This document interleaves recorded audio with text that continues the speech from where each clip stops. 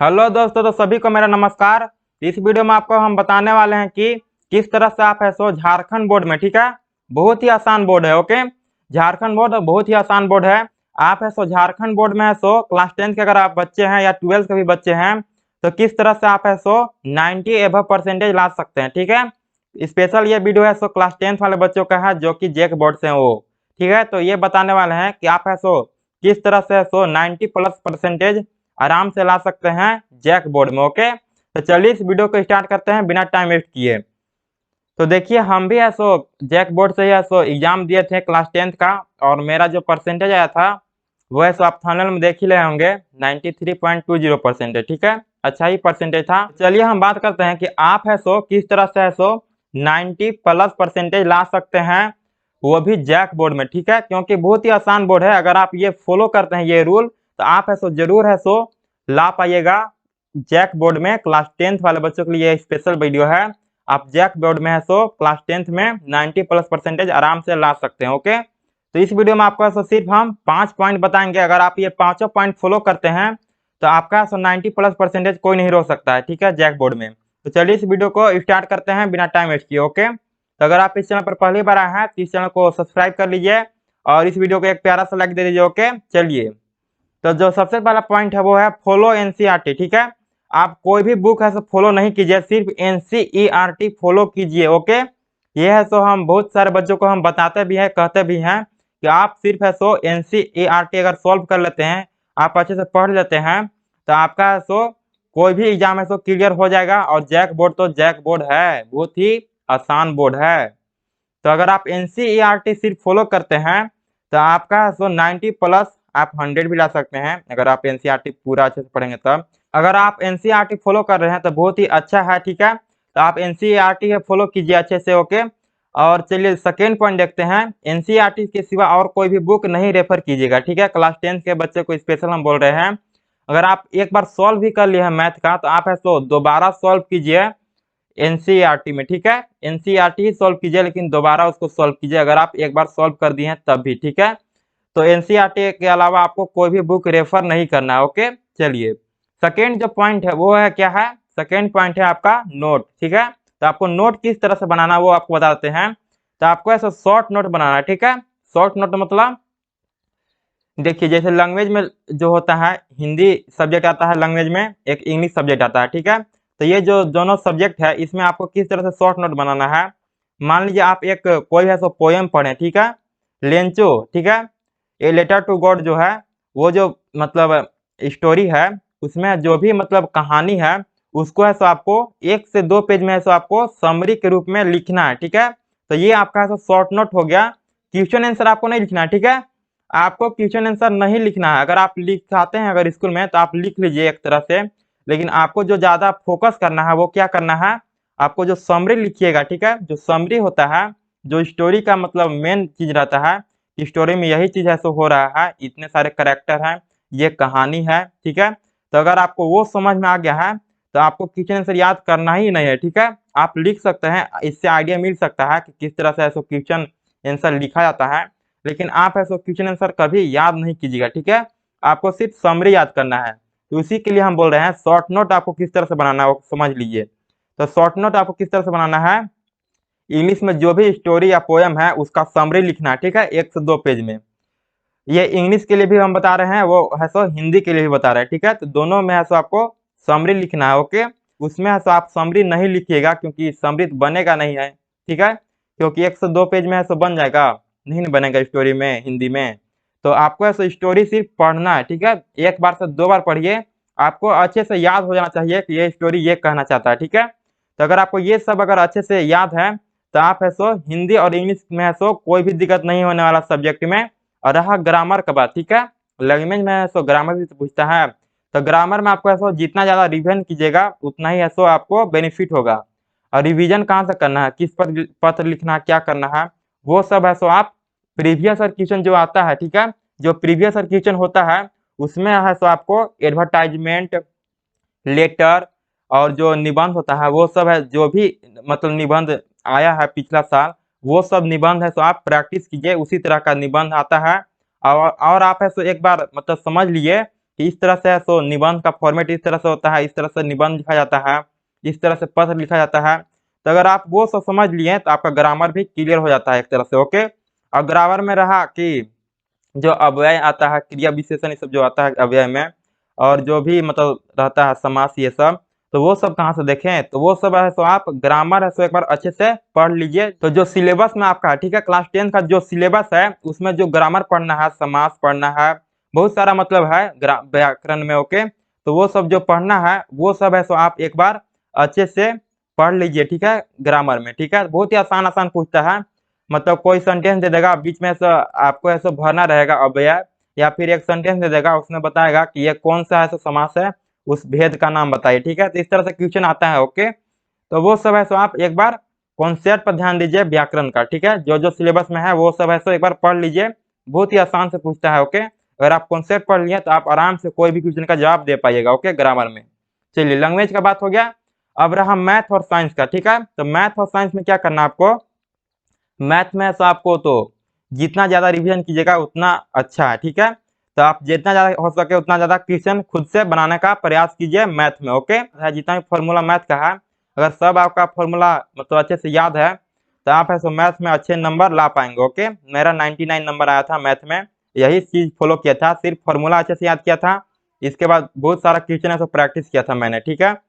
तो previous question अगर आप नहीं भी करते हैं मैथ का, तो आप है सो इतना चीज कर देते हैं तो आपका सो 100 में 100 आ सकता है मैथ में, ओके। चलिए, अब साइंस का बात करते हैं कि साइंस में आपको क्या करना चाहिए, क्या ध्यान रखना चाहिए। तो साइंस में सो आपको क्वेश्चन आंसर कभी भी लिखना नहीं है, ठीक है। लिख लिए तो अगर अच्छे से मतलब कहीं पर अगर स्कूल में अगर फोर्स भी किया जाता है कि अगर आप नोट बनाना चाहते हो तो बना लीजिए, ठीक है, कोई दिक्कत नहीं, आप बना लीजिए क्वेश्चन आंसर का, लेकिन आप उसको याद नहीं कीजिएगा कभी भी, ठीक है। मान लीजिए एक चैप्टर है, ठीक है, साइंस का जो पहला चैप्टर हो क्या है, केमिकल रिएक्शन वाला चैप्टर जो है, उसमें जो भी कॉन्सेप्ट है, ठीक है, किस उसको मतलब केमिकल रिएक्शन किसको कहते हैं, केमिकल चेंज क्या होता है, मतलब बैलेंस कैसे करते हैं, अगर आप ये सब सीख लिए तो आपको क्वेश्चन आंसर कभी भी याद करने का जरूरत नहीं पड़ेगा, ठीक है। यानी कहने का मतलब ये है कि आप है तो जो भी चैप्टर पढ़ाया जा रहा है उसका है सो आपको पूरा नॉलेज होना चाहिए, ठीक है, नॉलेज होना चाहिए, क्वेश्चन आंसर याद नहीं होना चाहिए, नॉलेज होना चाहिए, ठीक है। तो अगर आप उस चैप्टर का जो भी मेन पॉइंट है अगर वो सीख लेते हैं तो आपको ऐसा साइंस में कोई नहीं रोकेगा, 90 प्लस आराम से अगर आप स्कोर कर पाइएगा, ठीक है। तो यही है, सो साइंस का भी है सो है। अब फिजिक्स में सो आपको न्यूमेरिकल अच्छे से करना आना चाहिए, ठीक है। जैक बैंड में वैसे न्यूमेरिकल नहीं पूछता है, अगर पूछता भी है तो बहुत ही सिंपल सिंपल पूछता है, ठीक है, आप आराम से कर लीजिएगा, बहुत ही सिंपल सिंपल न्यूमेरिकल पूछता है, ओके। तो इस तरह से है सो आप साइंस में भी है सो अच्छे मार्क्स ला सकते हैं, ओके। चलिए, अब बात करते हैं कौन सा सब्जेक्ट और बता, एक जो लास्ट सब्जेक्ट है वो है सामाजिक विज्ञान, ठीक है। बहुत ही हार्ड सब्जेक्ट, बहुत बच्चों को लगता है, लेकिन इतना अच्छा मतलब सब्जेक्ट है, हमको भी बहुत हार्ड लगता था, ठीक है। मतलब सच में बताऊं तो बहुत ही हार्ड सब्जेक्ट था, मेरे लिए चैलेंजिंग सब्जेक्ट था एक तरह से। 9th तक तो बहुत ज़्यादा था, क्योंकि इतना मतलब मैं याद करता था, मतलब कोई भी हो गया क्वेश्चन ही आंसर मतलब मैं याद करने लगता था। लेकिन 10th में है सो हम जो मतलब चैप्टर रहा उसको मैं समझा, ठीक है, जो चैप्टर मतलब बताना चाहता है उसको अच्छे से समझा। इसके बाद है सो हम क्वेश्चन आंसर कभी भी याद नहीं किया, सिर्फ है सो उसको पढ़े, ठीक है। क्वेश्चन आंसर जो भी लिखवाते थे सर वो सिर्फ हम ऐसा सिर्फ पढ़ते थे, ठीक है। एक बार समझ लिया कि इस चैप्टर में ये कहना चाहता है, मतलब इतना सारा चीज है सो हो रहा है, इतना सारा इवेंट हो रहा है इस चैप्टर में, ठीक है। हिस्ट्री में इसी तरह से होता है कि इसके बाद ये आया, ओके, फ्रेंच रेवोल्यूशन किस तरह से हुआ, इसके बाद नेपोलियन किस तरह से आया, तो इस तरह से हमको याद था चैप्टर बाय चैप्टर, ठीक है, कॉन्सेप्ट टाइप के। तो इसी तरह से आपको भी करना है, हिस्ट्री में तो यही करना है ज़्यादातर। जियोग्राफी का अगर बात करें, ठीक है, जियोग्राफी सब्जेक्ट में तो बहुत ही मजा आता था, ठीक है, हमको बहुत अच्छा लगता था। एसएसटी में यही एगो मतलब था, एक तरह से सब्जेक्ट एसएसटी में ऐसे 4 आता है, पहला है हिस्ट्री, जियोग्राफी और इकोनॉमिक्स और एक और सिविक्स, ठीक है। तो ये जो 4 है इसमें से तो हमको जो अच्छा लगता था वो जियोग्राफी लगता था, ठीक है। तो आप इसको मैप के सहारे सो जितना अच्छे से पढ़ेंगे उतना ही मजा आएगा जियोग्राफी में, ओके। तो जियोग्राफी में भी है सो आपको थोड़ा सा कभी कभी ऐसा जो मतलब याद करना ही पड़ता था कभी कभी, क्योंकि जो भी मतलब मान लीजिए यहाँ पर ये चीज़ पाया जाता है, बॉक्साइट यहाँ ज़्यादा मात्रा पाया जाता है, इतना ज़्यादा पठारी क्षेत्र यहाँ पर है, तो ये सब तो आपको नॉर्मल चीज़ है, तो आपको याद ही रखना पड़ेगा जियोग्राफी में। लेकिन आप ऐसे अगर इंटरेस्ट लेके पढ़ते हैं तो जियोग्राफी भी मजा आएगा, ओके। चलिए, सिविक्स अगर बात करें, सिविक्स में तो आपको जिसमें से पॉलिटिक्स पढ़ना पड़ता है, ठीक है। राजनीतिक जो रहता है मतलब जो राष्ट्रपति रहते हैं उसका चुनाव कैसे होता है, कितने मतलब अंग होते हैं, उसका काम क्या होता है, और जो फेडरलिज्म होता है, ठीक है, फेडरलिज्म में जैसे कि हो गया सेंट्रल लेवल, स्टेट लेवल और डिस्ट्रिक्ट लेवल, इस तरह से जो सब आता है। तो इस तरह से सिविक्स में जब भी आप पढ़िएगा तो आप एक तरह से स्टोरी टाइप की पढ़िएगा, ठीक है। आप मतलब जो भी चैप्टर उठाइएगा उसमें से आप जो शुरू से लेकर के अब अंतिम तक जो स्टोरी होता है उस तरह से अगर आप पढ़ते हैं तो आपको ऐसा बहुत मजा आएगा सिविक्स में भी, ठीक है। तो आप स्टोरी टाइप के सिविक्स में पढ़िए और हर एक चैप्टर का है सो एक बार आप रिवीजन जरूर कीजिए कि इस चैप्टर में सो इस तरह से यहाँ से स्टार्ट हुआ और यहाँ पर इस तरह से खत्म हुआ, ठीक है। तो सिविक्स में सो मजा आता है, टीचर पर डिपेंड करता है कि वो किस तरह से पढ़ाते हैं, ठीक है। हम और एक और जो इकोनॉमिक्स रहता है, इकोनॉमिक्स में मतलब क्या हिसाब किताब एक तरह से, ओके। तो इकोनॉमिक्स में भी अच्छा लगता था क्योंकि ये भी स्टोरी जैसा रहता था कि मतलब अगर आपके पास इतना पैसा है तो ये सो हाई इनकम कंट्री कहलाएगा, कम पैसा है तो लो इनकम कंट्री कहलाएगा, और इस तरह से सो मतलब इस तरह से आपको लोन मिलेगा। तो उत्सुकता एक तरह से अगर आपको जगाते हैं अंदर से कि ये सब हमको जानना चाहिए, ये सब जरूरी है जानना, तो आप है सो अच्छे स्कोर कर पाइएगा एसएसटी में भी, ठीक है। हम तो नहीं जानते थे कि हमको लगता था कि अगर आपका 70 पार भी मेरा अगर आ गया एसएसटी में तो बहुत ज़्यादा है, लेकिन मेरा जो एसएसटी में नंबर आया था वो बहुत ज़्यादा आया था, 94 आया था लगभग, 94 के लगभग आया था एसएसटी में, ठीक है। हम जब भी मतलब जो क्वेश्चन सर लिखे थे वो ऐसा कभी भी एक भी याद नहीं किए थे, ठीक है। जो भी क्वेश्चन था वो एक भी याद नहीं किए थे, सिर्फ हम ऐसा इसी तरह से ऐसा पढ़े थे जिससे तब आपको बताएं कि इस सब्जेक्ट को इस तरह से पढ़े थे। जितना भी क्वेश्चन था वो सब ऐसा हम अपने लैंग्वेज में एसएसटी में लिखे थे और शायद यही मतलब परिणाम है कि मेरा अच्छे से नंबर आ पाया अपना लैंग्वेज में जब लिखे थे, ठीक है तब। क्योंकि बहुत सारे बच्चों ने सो डायरेक्ट है सो सेट से ही है सो कॉपी कर लिया था, लेकिन उसका सो उतना अच्छा नंबर नहीं ला पाए, ओके, क्योंकि वो ऐसा सिर्फ कॉपी किए थे। लेकिन अगर आप अपने लैंग्वेज में एसएसटी में लिखते हैं तो हम गारंटी देते हैं कि आपका सो नंबर कहीं भी काटेगा नहीं, ठीक है। अगर आप उस टॉपिक के रिलेटेड लिखते हैं आंसर में तो आपका सो नंबर कहीं भी कटने वाला नहीं है। और देखिए जब भी अगर आप एसएसटी में लिखते हैं तो आप थोड़ा सा लंबा ही आंसर लिखने का प्रयास कीजिए, ठीक है। लेकिन टॉपिक है सो उससे रिलेटेड ही होना चाहिए, अगर उससे रिलेटेड लिखते हैं तो आपका नंबर है सो बहुत कम कटने का चांस रहता है, ठीक है। तो इस तरह से आप एसएसटी भी पढ़ सकते हैं। तो मैंने पांचों सब्जेक्ट को बता दिया कि किस तरह से पढ़ना है। और रहा संस्कृत के बाद जो कि एडिशनल रहता है, तो एडिशनल में आपको ऐसा सिर्फ पहले ही ध्यान देना है, अगर टीचर हैं संस्कृत के तो जो टीचर पढ़ा रहे हैं वही पढ़ना है। और लास्ट के समय है सो आपको मॉडल पेपर को अच्छे से सॉल्व कर लेना संस्कृत में, उसी से सारा क्वेश्चन रहता है, क्योंकि संस्कृत में बहुत सारे बच्चे नहीं पढ़ पाते हैं, वैसा ट्यूशन नहीं मिल पाता है। तो वही अगर आप पढ़ लेते हैं तो आप आराम से 150 प्लस आराम से ला पाइएगा संस्कृत में भी, ठीक है। मेरा लगभग 73 संस्कृत में आया था जो कि एडिशनल था, ओके। तो इस तरह से आपको जैक बोर्ड में पढ़ना है और आप आराम से बोर्ड में अच्छे से नंबर ला पाइएगा। हम बोर्ड में 93% तो लाए ही थे, साथ में हम जो 3 महीना टाइम बचता है आगे उसमें 3 एग्जाम को मैंने एंट्रेंस एग्जाम को क्रैक किया था।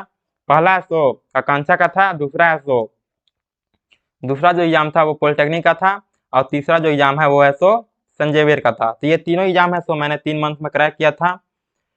अगर आप इन तीनों एग्जाम में जाना चाहते हैं तो इन तीनों का तैयारी कीजिए आगे, ओके।